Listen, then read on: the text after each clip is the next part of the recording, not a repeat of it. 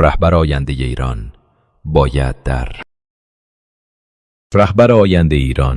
باید در درجه اول انسانی باشد که انسانیت را درک کند و به آن باور داشته باشد. این به معنای داشتن دیدگاهی جهانی گشاده‌رو و پیشروست. رهبر باید از مردم ایران باشد، با آنها زندگی کند و درد و شادی آنها را از نزدیک لمس کند. او باید نماینده همه اقوام ایرانی از فارس و ترک گرفته تا کرد، بلوچ، عرب و ترکمن باشد و برای همه آنها تلاش کند. هدف او باید ایجاد تفاهم، همبستگی و یاری بین تمام ساکنان این سرزمین باشد. رهبر نباید شبیه شاهان گذشته باشد که از مردم دور بودند و نه شبیه شیخ‌هایی که تنها به امور دینی می‌پردازند.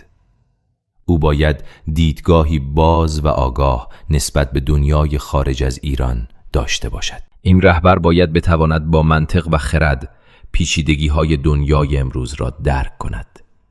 او باید بداند که ایران بخشی از یک جامعه جهانی است و برای پیشرفت باید با دیگر کشورها تعامل سازنده داشته باشد.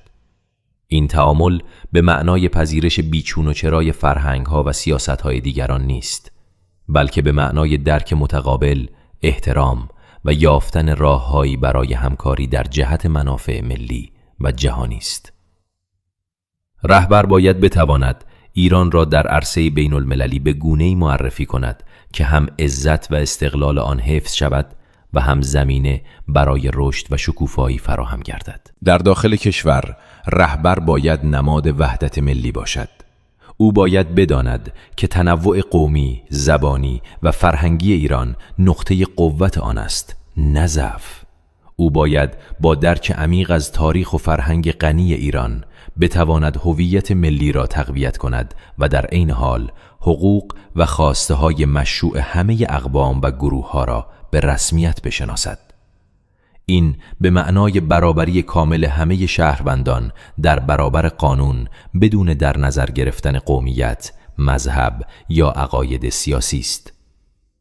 رهبر باید تضمین کند که هیچ گروهی احساس تبعیض یا نادیده گرفته شدن نکند. رهبر آینده نباید به دنبال قدرت مطلق باشد.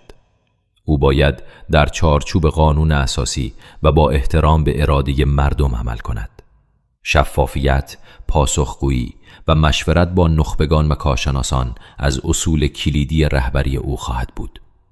او باید بتواند فضایی را ایجاد کند که در آن نقد سازنده پذیرفته شود و مخالفان سیاسی نیز بتوانند آزادانه دیدگاه‌های خود را بیان کنند.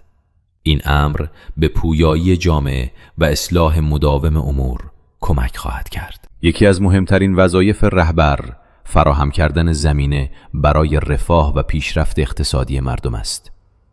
این به معنای ایجاد فرصت‌های شغلی برابر، مبارزه با فساد، جذب سرمایه گذاری داخلی و خارجی و استفاده بهینه از منابع کشور است.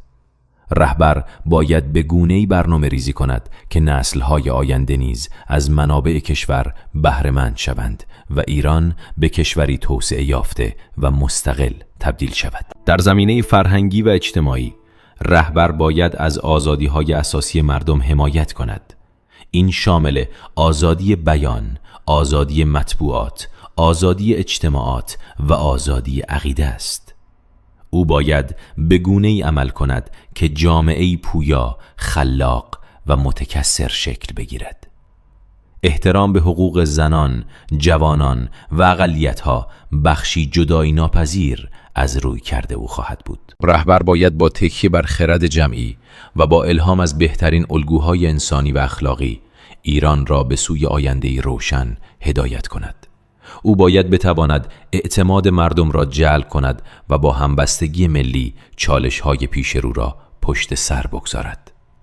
هدف نهایی او باید ساختن ایرانی قوی، مستقل، آزاد و آباد باشد که در آن همه شهروندان احساس کرامت، امنیت و تعلق کنند.